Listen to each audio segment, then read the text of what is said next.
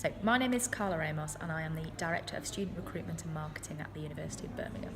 And I have two top tips for you if you are applying for jobs in marketing and comms.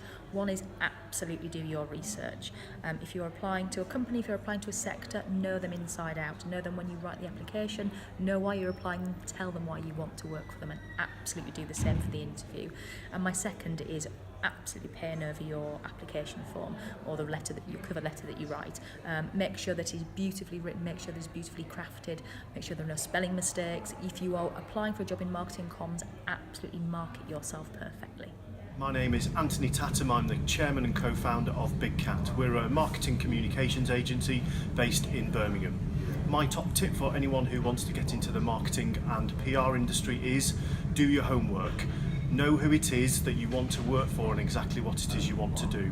Do your research on the client, do your research on the agencies, and be specific about the role you're looking for, whether it's marketing, advertising, PR or digital. My name is Andra. I work for Howsy. We're a prop tech startup.